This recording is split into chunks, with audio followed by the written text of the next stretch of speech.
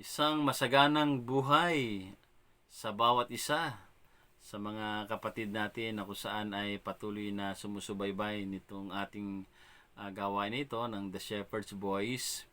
At salamat dahil kahit papaano nakikita ko na mayroong mga nanonood, at kaya naman ipinagpapatuloy ko ito dahil may mga tao na nagdanais na mapakinggan ang salita ng Diyos. At syempre dahil tayo naka-quarantine, ito lang po ang tangi nating may pagkakaloob sa mga tao na nais nating maabot ng kapahayagan ng ating Panginoon.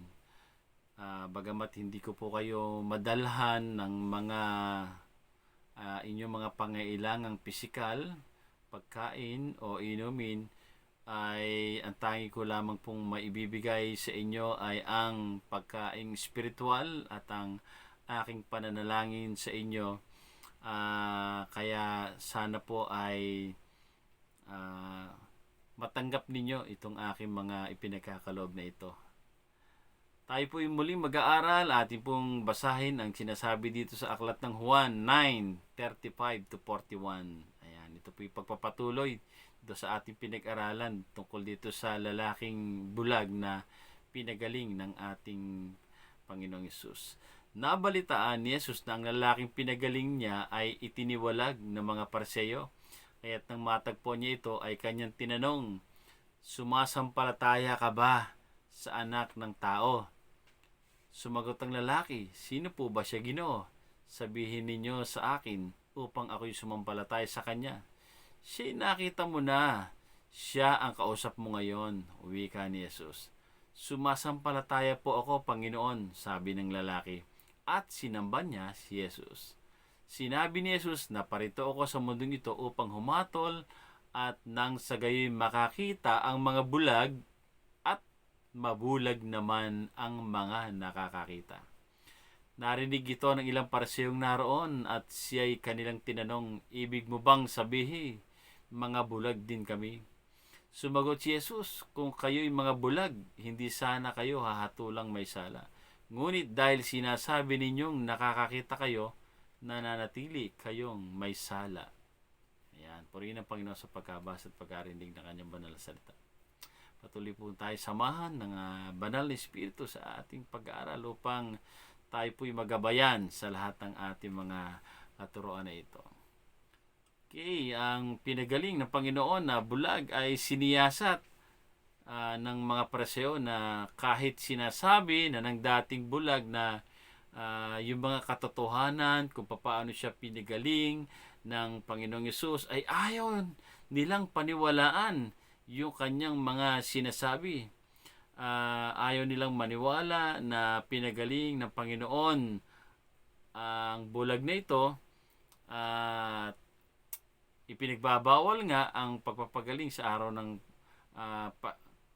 kapahingahan, kaya naman dahil doon sa nangyari ay itiniwalag ang bulag na ito, dating bulag na ito, sa sinagoga. Ayan, so nakakalungkot, no? Napakaganda ng nangyari pero hindi nila matanggap at itiniwalag pa itong lalaki na kung saan ay wala namang kaalam-alam, no?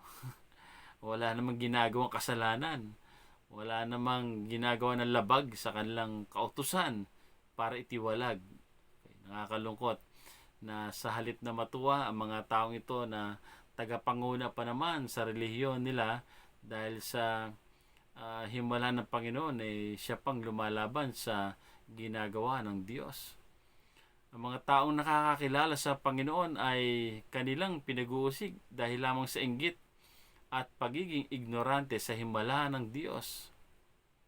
Palibasa nga hindi nga nila nararanasan na makagawa ng himala o maranasan ang pagkilos ng Banal Espiritu, kaya hindi sila naniniwala sa anumang mga kamangha-manghang bagay na makita nila dahil nga sarado yung isip nila sa mga bagong bagay. So maaaring may mga kapatid din tayo na nakakaranas na usigin simula ng makakilala sa Panginoon at maranasan ang kapanganakang muli. nilayuan ng mga kaibigan at minsan ay kapamilya pa nga, nagagalit dahil nagbago na raw ang ng relihiyon. Bakit nababago ba ang relihiyon? Ang relihiyong Kristiyano ba, Kristyanismo ay nababago? Ang nababago, ang buhay natin, ang ating pagkatao, dahil sa tayo ay pinagkalooban ng Diyos ng bagong nilalang, new creation. Ito yung naranasan natin dahil inalis na ng Panginoon ng ating lumang pagkatao, kaya naman tayo ay binago na. Meron na tayong bagong pagkatao. Ang nababago ay ang espiritual na buhay na dating tulog ay binuhay ng Panginoon para maranasan natin ang presensya ng Panginoon. So yung relihiyon, hindi naman nababago yan. Ang nababago yung buhay ng tao kapag ka na-encounter mo si God, na-encounter mo si Jesus Christ, at ikaw ay tumanggap sa Kanya bilang Panginoon at tagapagligtas. At nang muling magkatagpo nga ito ng Panginoon at yung dating bulag na ito, ay meron pang isang ipinagkaloob itong Panginoon sa Kanya, at ito yung hindi lamang yung physical sight kundi yung spiritual sight ay binuksan din ng Panginoon sa Kanyang buhay. Ayan. Nagpakilala si Christ sa Kanya bilang anak ng Diyos, na ang ibig sabihin ay Mesiyas at tagapagligtas ng Israel. At nung nabuksan ang kaisipan, ang spiritual nitong dating bulag nito, siya ay sumampalataya at sumamba sa Panginoong Hesus dahil nakita niya ng personal at nakita na kanyang spiritual ang ating Panginoon. Isang napakalaking kagalakan ito dito sa lalaki nito na makatagpo niya at matanggap niya ang Panginoon. So para sa lalaking ito, hindi kalugihan kung siya man ay itiniwalag sa sekta nila, kung ang kapalit naman ito ay yung makatagpo mo at maranasan mo ang Panginoon sa iyong buhay, sapagkat nakita niya kung sino ang dapat sampalatayanan at sambahin sa buhay niya. At ito yung ang Panginoong Hesus na pinakamahalaga na magiging bahagi ng kanyang buhay. Ayan.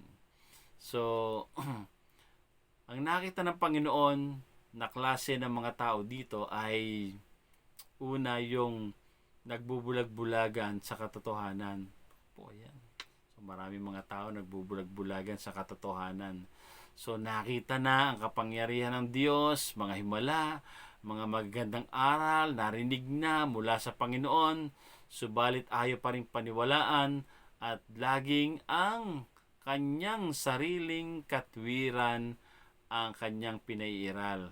So gano'n naman talaga minsan, ang mga tao hindi agad mapaniwala sa mga bagong nakikita at ayaw nila na madadaig ng iba. Kahit po sa larangan ng pangunguna, sa relihiyon, dahil sila yung mga sinasabing naunang tradisyonal na nagtuturo at hindi sila yung mga hindi nagbubukas ng kanilang kaisipan sa mga bagong nagtuturo. Kahit na mga ito ay mga anointed preacher, hindi nila pinaniniwalaan. Aakusahan pa ng mga kulto at sisiraan sa kanilang pagtuturo.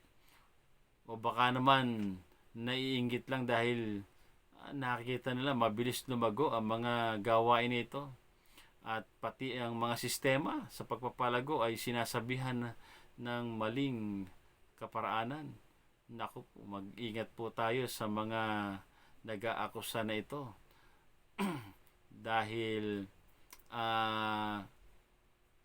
nagiging judgmental po sila sa ibang mga gawain, sa ibang mga kapatiran. Tayo naman, hindi po tayo para naman sila ay akusahan din, kundi naniniwala tayo na wala po tayong dapat na ipag-alala sa mga ito, sapagkat tayo naman ay gumagawa ng na ayon sa kalooban ng ating Panginoon. Ginagawa lamang natin ang mga bagay na kung saan ay kung ano ang kalooban ng Panginoon. At sa ating pagtuturo at pag-aaral ay pinaiiral lamang ito ng ating pagmamahal sa bawat isa. Pag-ibig sa mga taong nais nating ipaunawa sa kanila ang kahalagahan ng mayroong Kristo sa puso. Kaya pakiingat po tayo. So mas maganda na mag-concentrate na lamang po tayo sa ipinapagawa ng Panginoon sa atin, kung paano natin palalaguin ang mga pinagkatiwala sa atin ng Panginoon. Kaya wag po nating hayaan na tayo ay maakusahan ng mga ganitong mga gawain, yung sinasabing laging na tayo ang tama, sila ang mali, lagi nating narinig sa mga debate yan, pag nagdebate laging sila magaling, tayo ang mali, sila ang mga nag-aral, tayo mga pangkaraniwan lamang mangaral ay hindi pinaniniwalaan sapagkat sila ang mga nag-aral ng mga doktrina. Pero naniniwala ako na ang pagkatawag sa atin ng ating Panginoon ay hindi po siya nagkamali sa pagkatawag sa atin o sa akin, sapagkat naniniwala po ako na ang pagkatawag sa akin ng Panginoon ay kalooban niya at kalooban din niya na may pangaral ang salita ng Diyos sa bawat isa. Pangalawa, ito naman ang mga bulag na nagnanais na makakita. Mga bulag sa espiritual, subalit nang makita ang kapangyarihan ng Diyos at marinig ang salita ng Diyos ay nanampalataya at sumamba sa Panginoong Hesus. Ano man ang sasabihin ng iba ay paninindigan ang kanyang pagkakilala kay Kristo. May mga pangkaraniwang tao na namumuhay sa pagkakasala at mga kabalan sa mundong ito, subalit nung tinawag ng Panginoon ay mga naging lingkod ng Diyos. Katulad ni na Pedro, ni na Mateo, ni na Sakeo, at iba pang mga alagad, mga namulat sa katotohanan. Karamihan ay wala namang pinag-aralang doktrina. Nakinig lang sa mga aral ng Panginoong Hesus at sa pangunguna ng banal na Espiritu.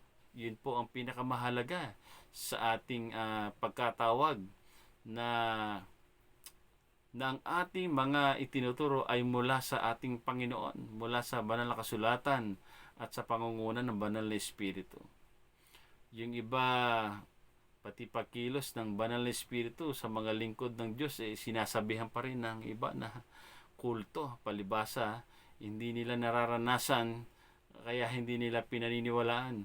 Naku, delikado yan na mas mabuti pa na wag na lang tayo magsalita tungkol sa karanasan ng iba dahil lamang sa hindi yun ay tinuro sa inyo sa mga pag-aaral ninyo. Mas mabuti na basahin muna natin ang buong Biblia na sa gayon mabuksan ang ating mga mata at isipan sa mga katotohanang nagmumula sa Diyos para hindi tayo makapagturo at maniwala sa mga haka-haka at kuro-kuro. Amen po ba? Mahirap pong paniwalaan niya mga wala tayong panuntunan mula sa banal na kasulatan.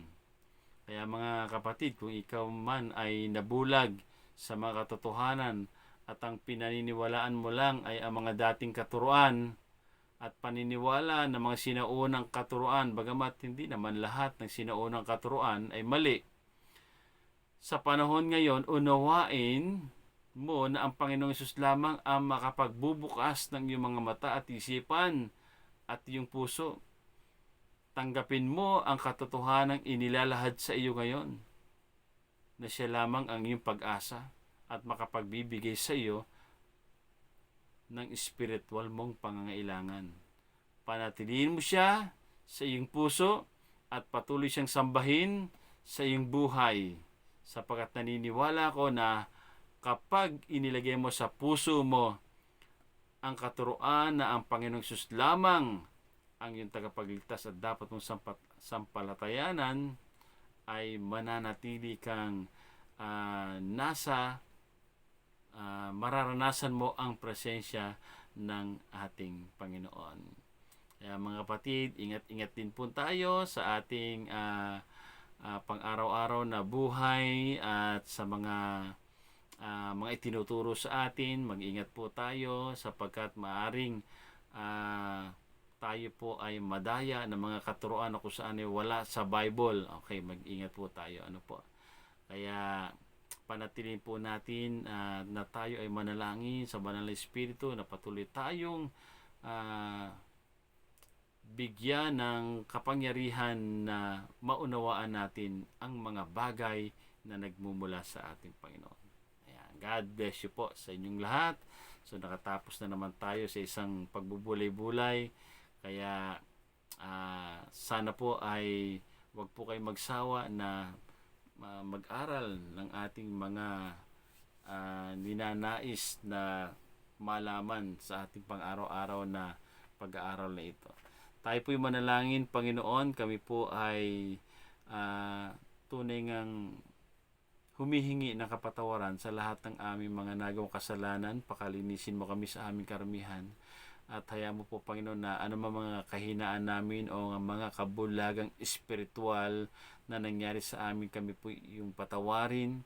Kung hindi nabuksan ang aming puso at isipan sa mga katotohanan, sa mga kapahayagang mula sa banal na kasulatan, dalangin po namin na kami po'y patuloy mong pagkalooban na maunawaan ang lahat ng ito at nang sa gayon ito po'y maipabuhay namin sa aming pang-araw-araw na pamumuhay. Huwag mong hayaan na kami madaya ng kaaway at madaya kami ninuman sapagkat nagnanais po kami na ikaw ay mabigyan ng kaluguran sa aming buhay. Nais namin, Panginoon, na manatili ka sa aming puso, sa aming buhay, at ang iyong dakilang presensya ay patuloy naming maranasan sa bawat araw at magbigay ng panuntunan, magbigay gabay sa mga dapat naming gawin nang sa gayon mamuhay kami na may kabanalan at ayon sa iyong kalooban. Salamat sa iyong pagsama sa araw nito sa aming pag-aaral. Sa iyo ang kapurihan, karangalan, kadakilan sa pangalan ng aming Panginoong Yesus. Amen. Maraming salamat sa inyong matyagang pakikinig sa ating pag-aaral ngayong araw na ito. Pagpalain kayo lahat ng ating Panginoon. Miss ko na po kayo. God bless you all. To God be the glory.